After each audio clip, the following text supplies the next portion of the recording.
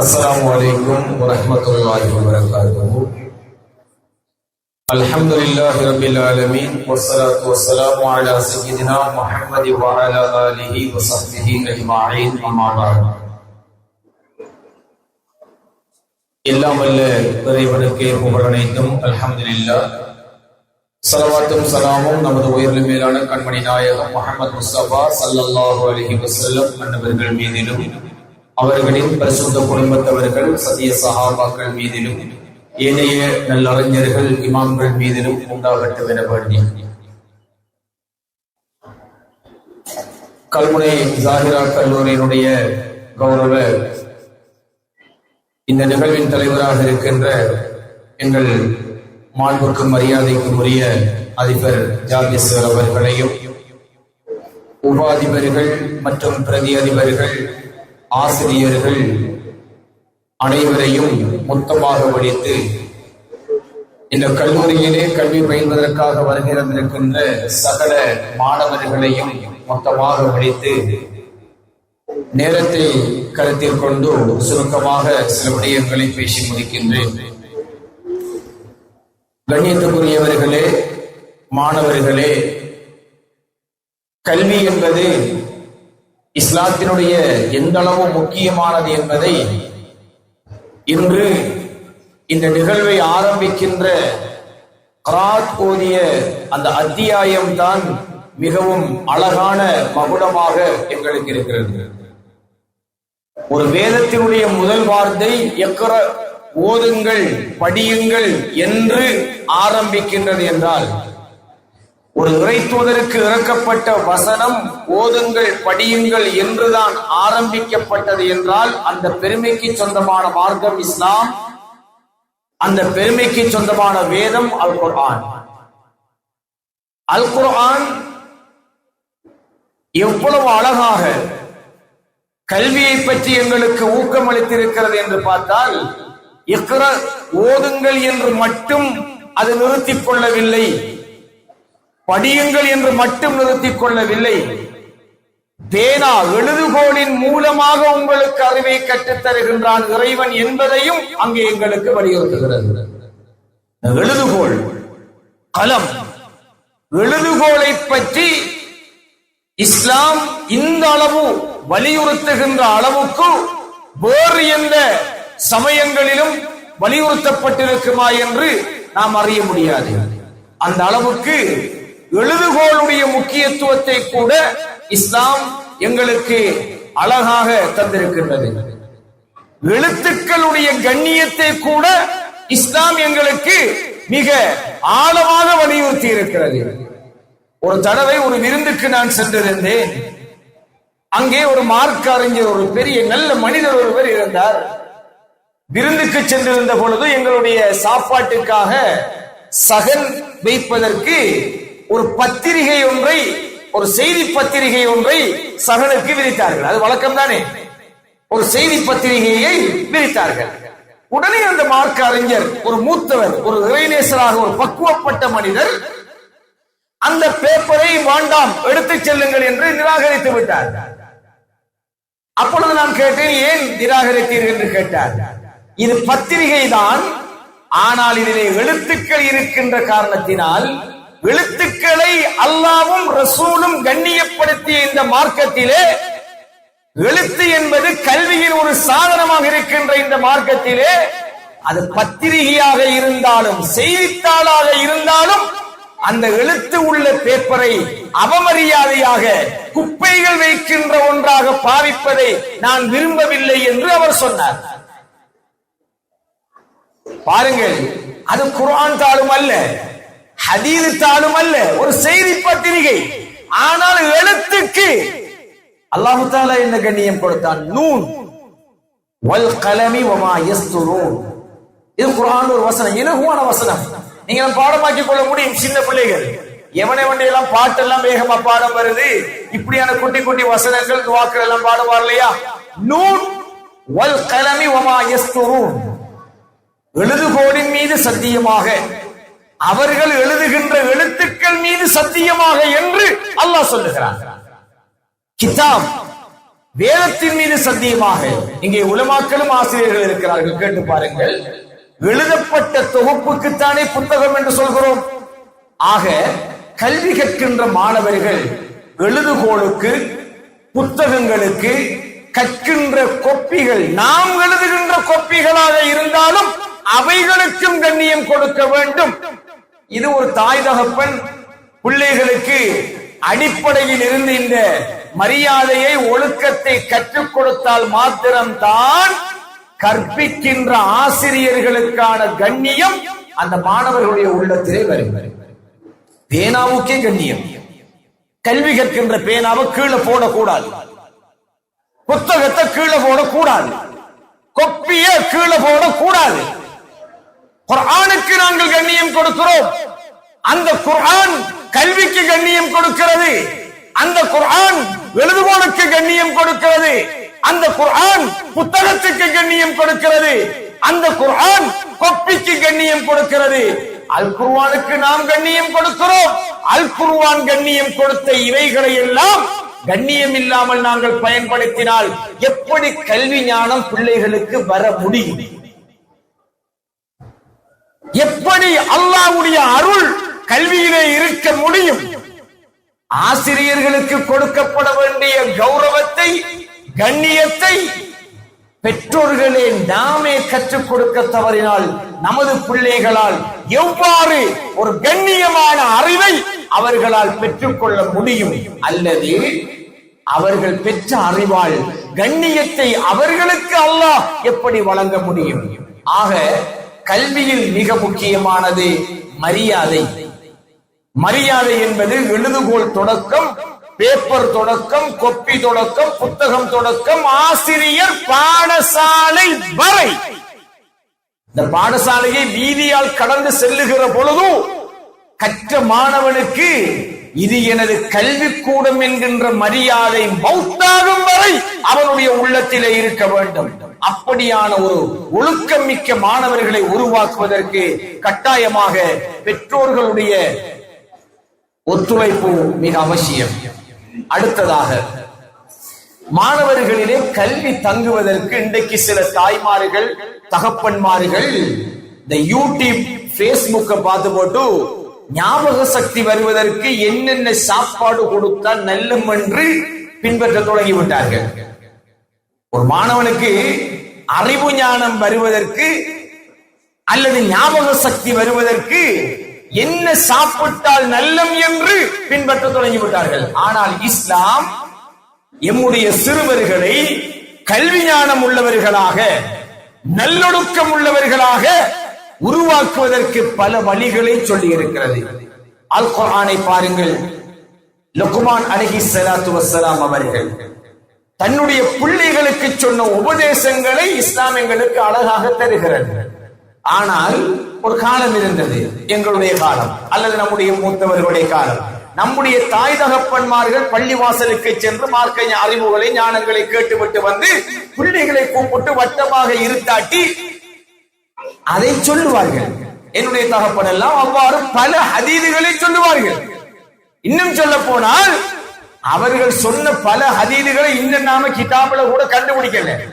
பழைய ஆலிம்கள் மனிதர்களை பக்குவப்படுத்துகின்ற ஹதீதுகளை, உபதேசங்களை மக்களுக்கு சொன்னார்கள்.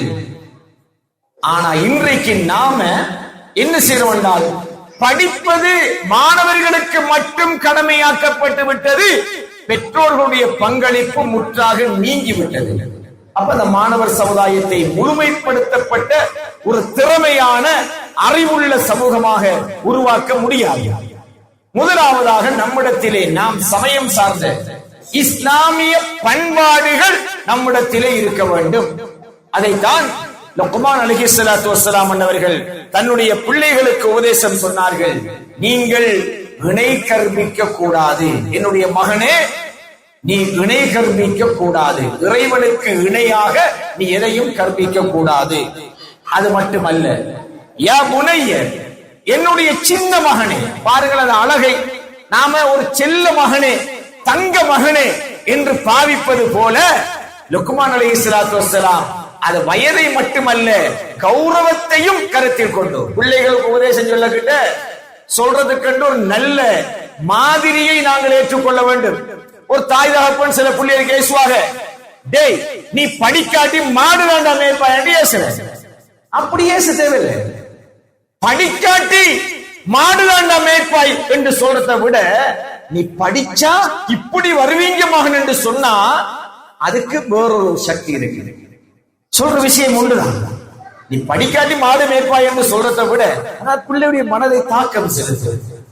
அதை விட நீங்கள் படித்தால் ஒரு டாக்டராக முடியும், ஒரு இன்ஜினியராக முடியும், ஒரு லோயராக முடியும், ஒரு லெக்சராக முடியும் என்று அந்த நல்ல வார்த்தைகளை அவருடைய காதுகளுக்கும் இதயங்களுக்கும் சிந்தனைக்கும் நாங்கள் கொடுக்கின்ற பொழுது அந்த திட்டுவதாக இருந்தாலும் ஒரு நாகரீகம் இருக்க வேண்டும், நல்ல எண்ணம் இருக்க வேண்டும், அணுகுமுறை இருக்க வேண்டும். அது நம்மளோட பழையாக்கள் பிள்ளைகள் பெரளி பண்ண என்ன சொல்லுவாங்க, நாசமா போவா என்று சொல்ல மாட்டாங்க, நாசமத்து போவா என்று சொல்லுவாங்க. நாசம் இல்லாம போயிரு, நாசமாகிறாரு, நாசமத்து போ என்று சொல்றல, நாசமத்து போ, நாசம் இல்லாம நல்லா இருந்துருவாய். இது ஒரு ஏச்சா? மாஷா அல்லாஹ், என் உம்மா வாப்பா என்ன புகழ்றாங்க, நல்லா இருந்துருவாய் என்று அந்த பிள்ளை அப்ப ஏசும் பொழுது நம்முடைய முன்னோர்கள் காட்டி தந்திருக்கின்ற அந்த அழகு இருக்கிறது. அதை இந்த காலத்திற்கு 21ஆம் நூற்றாண்டுக்கு நம்முடைய பிள்ளைகளுக்கு எவ்வாறு வழிகாட்ட வேண்டும் என இஸ்லாம் சொல்கிறது. லுக்மான் அலைஹிஸ்ஸலாத்து வஸ்ஸலாம் அவர்கள் அழகாக சொல்லுகிறார்கள், யா புனைய, என்னுடைய சின்ன மகனே, அக்மிஸ் ஸலாத், நீ தொழுகையை நிலைநாட்டு. மிக முக்கியமான விஷயம். பெற்றோர்கள் இங்கு இருக்கின்றீர்கள், மாணவர்கள் இருக்கின்றீர்கள். மாணவர்கள் சில தாய்மார்கள் சொல்லுவாங்க, காலையில் ஸ்கூலுக்கு போறதுக்கு எழுப்பினா விழும்புறானே இல்லை. எப்ப எழுப்பினீங்க? 6 மணிலிருந்து 7 மணி மட்டுக்கு நாங்க சத்தம் போட்டு பார்த்தோம், அசைகிறான் இல்ல, படுக்கான். அப்படியா? அப்ப சுபஹுக்கு எழுப்ப இல்லையா? எங்க வருது? நம்மட பிள்ளைகளை முதலாவதாக நாங்கள் பழக்க வேண்டிய இடத்திலே கோட்டை விட்டு விடுகிறோம். அல்லாஹ் குர்ஆனிலே சொன்னான், நேர சூசியை நீங்கள் உங்கள் பிள்ளைகளுக்கு பயன்படுத்த வேண்டுமாக இருந்தால் அல்லாஹ் குர்ஆன்ல சொல்லி இருக்கிற ஒரு இலகுவான வழி, இன்ன ஸலாத கானத் அலல் முஃமினீன கிதாபன் மவ்கூதா. தொழுக டைம் டேபிள், நேரம் வரையறுக்கப்பட்ட ஒரு வணக்கம், அது மூமின்களுக்கு என்று அல்லாஹ் தஆலா சொன்னான். ஒரு மாணவனை, ஒரு பிள்ளைய சுபஹ் தொழுகைக்காக ஒரு தாய் தகப்பன் எழுத்தாட்டி பழக்கிட்டாங்கன்னு சொன்னா பாடசாலைக்கு அனுப்புற நேரத்தில் பிரச்சனையே வராது இல்லையா? அப்ப லுக்மான் அலைஹிஸ்ஸலாம் என்ன சொல்றாங்க? அகிமிஸ் ஸலா, என்ற சின்ன மகனே, நீ தொழுகையை நிலைநாட்டு. வஅமுர் பில் மஅரூஃபி வன்ஹா அனில் முன்கர், மனிதர்களை நல்லவைகளை எடுத்துச் சொல்லு, தீயவைகளை தடுத்து விடு. சின்ன பருவத்திலிருந்து யாபுனைய வயசுல குறைஞ்ச சின்ன பிள்ளைக்கு சொல்ற அட்வைஸ். இப்ப என்ன சொல்லுவாங்க?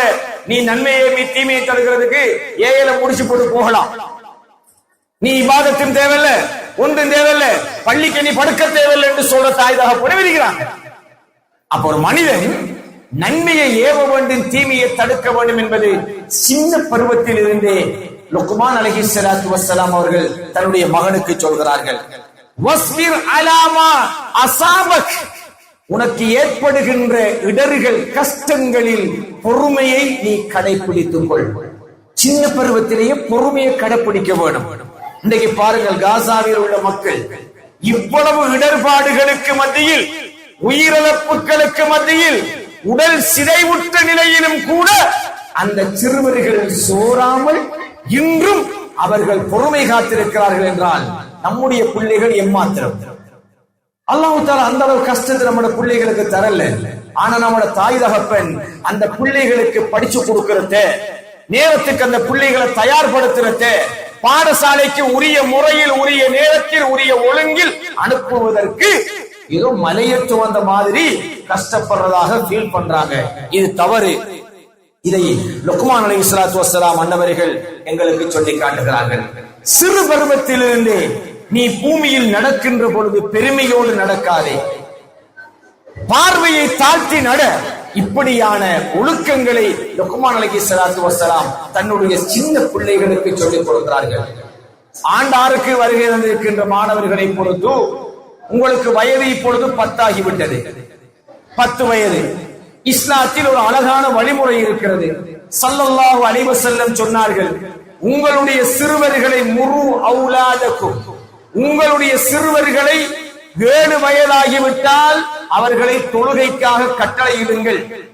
10 வயசாகியும் தொழாட்டி அவர்களை அடித்தாவது நீங்கள் தொழுகையை பழக்குங்கள் ஸல்லல்லாஹு அலைஹி வஸல்லம் சொன்னார்கள். ஆனா ஒரு மாணவனை திருத்துறதுக்காக ஒரு ஆசிரியர் ஒரு சிறிய தண்டனையை அவனை அச்சமூட்டுவதற்காக கொடுத்து விட்டால் இன்றைக்கு தாய் தகப்பன் கூட அந்த மாணவனை அந்த ஆசிரியர் திருத்தினதுக்கு எதிராக ஹியூமன் ரைட்ஸுக்கு போயிட்டு கம்ப்ளைண்ட் பண்றான். அப்ப இந்த உலகத்திலேயே கருணைக்கு முன்னுதாரணமானவர் கண்மணி முஹம்மது முஸ்தபா ஸல்லல்லாஹு அலைஹி வஸல்லம்.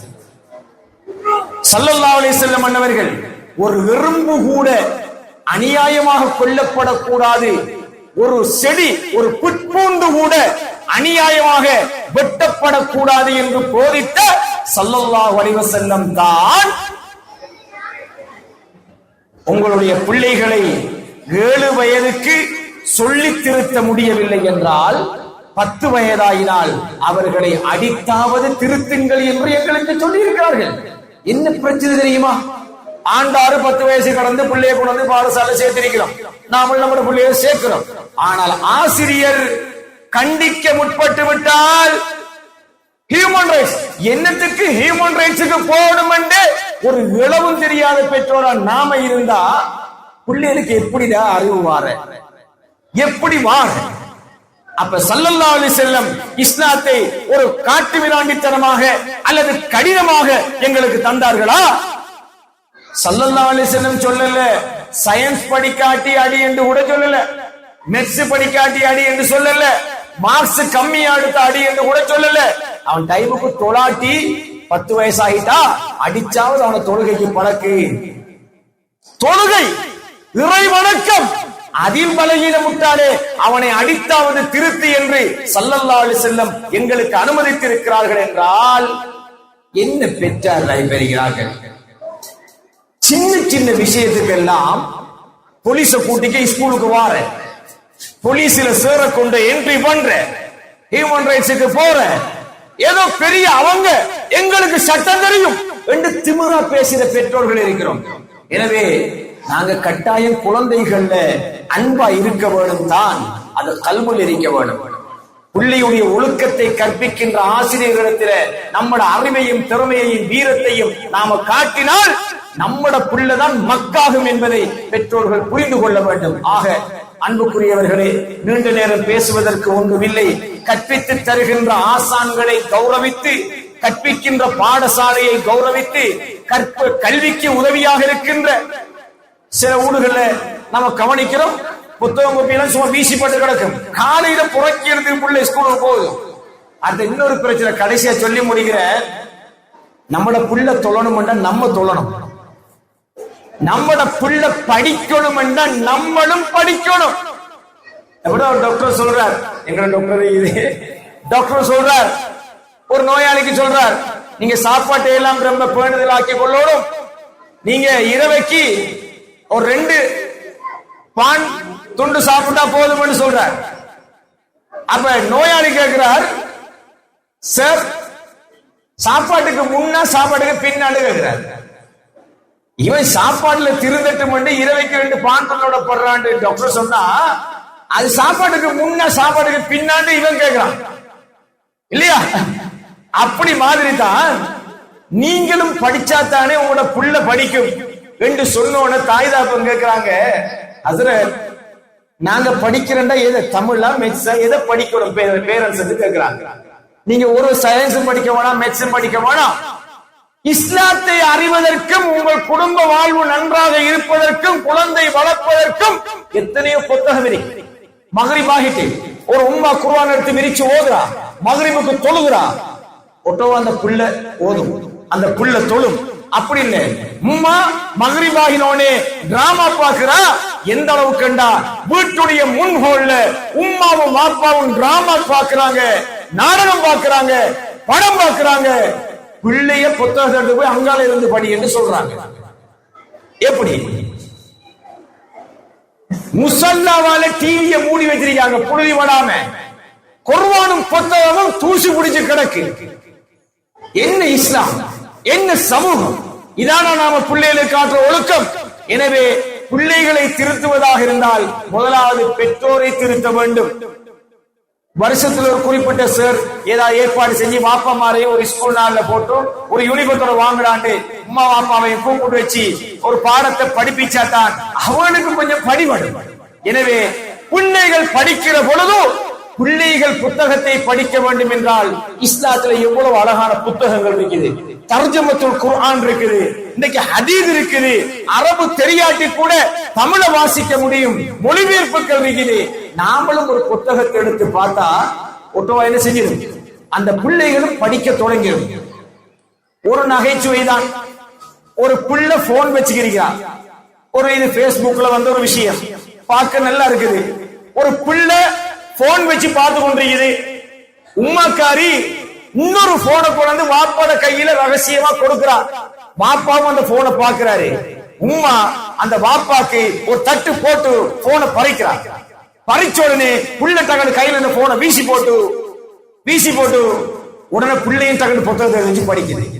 பெரியாக்கள் போன் பார்த்தா சின்ன பிள்ளையும் போன் பார்க்கும். பெரியாக்கள் செய்கின்ற தவறை நாங்கள் கண்டிக்கின்ற பொழுது சிறு பிள்ளை தானாகவே அந்த தவறை விட்டு விலகிவிடும். எனவே அன்புக்குரியவர்களே, குழந்தைகளை, நம்முடைய பிள்ளைகளை நாங்க இங்க கொண்டு சேர்த்து இருக்கிறோம் என்றால் கடமை முடிச்சு.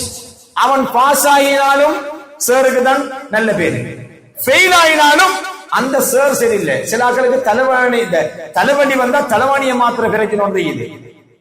தலைவலிக்கு மருந்து எடுக்கிறதுக்கு பதிலாக என்ன செய்யணும், தலைவாணியை மாத்திர. அது மாதிரி சேர மாத்திர, ஸ்கூல மாத்திர, சேர குறை சொல்ற. நாங்கெல்லாம் இன்றைக்கு ஒரு தேசிய ரீதியான ஒரு பேச்சாளர்களாக இன்று நாடு பூராக வலம் வருகிறோம் என்றால் இந்த ஜாகிரா கல்லூரி என்கின்ற தாய் எங்களுக்கு தந்த கல்விதான், எங்களுக்கு கற்றுத்தந்த ஆசிரியர்கள் தான் என்பதை இந்த இடத்திலே பெருமிதமாக எனக்கும் கற்றுத்தந்த ஆசிரியர்கள் இருக்கின்ற இந்த சபையிலே சொல்லிக் கொண்டு இல்லாமல் அல்லாஹ் சுப்ஹானஹு வ தஆலா நல்லொழுக்கம் உள்ள பிள்ளைகளாக, நல் அறிவு ஞானம் உள்ள பிள்ளைகளாக, இந்த பாடசாலை ஆசிரியர்கள் அதிபர்களுக்கு கட்டுப்பட்ட பிள்ளைகளாக, கல்வியாளர்கள் ஆசிரியர்கள் பாடசாலை கல்விக்கு துணை நிற்கும் எழுதுகோள் புத்தகம் கொப்பி சகல பொருட்களுக்கும் கண்ணியம் போய் நடக்கின்ற பிள்ளைகளாக, பெற்றோர்களாக நம் அனைவரையும் எல்லாம் வல்ல அல்லாஹ் ஆக்கியோர் புரிவானாக. யா அல்லாஹ், இதோ இருக்கின்ற எங்களுடைய மாணவ செல்வங்களை பாத்திரங்களாக ஏந்தி பிரார்த்திக்கின்றோம். யா அல்லாஹ், உன்னுடைய அறிவு ஞானத்தை இந்த பிள்ளைகளுக்கு நிரப்பமாக வழங்குவாயாக. நல் ஒழுக்கத்தை இவர்களுக்கு கொடுப்பாயாக. தாய் தகப்பனுடைய நல் வழிகாட்டலை கொடுப்பாயாக. ஆசிரியர்களுடைய நல் அறிவு ஞானங்களையும் வழிகாட்டலையும் இந்த மாணவ செல்வங்களுக்கு வழங்கி கௌரவிப்பாயாக. எதிர்காலத்திலே இந்த உம்மத்துக்கும் மார்க்கத்திற்கும் சமுதாயத்திற்கும் பெருமதிமிக்க நட்சத்திரங்களாக கல்வி உலகிலே இந்த மாணவர்களை முளிரச் செய்வாயாக. ஆமீன் யா ரப்பல் ஆலமீன். வல்ஹம்துலில்லாஹி ரப்பில் ஆலமீன். வஸ்ஸலாமு அலைக்கும் வரஹ்மத்துல்லாஹி வபரகாத்துஹு.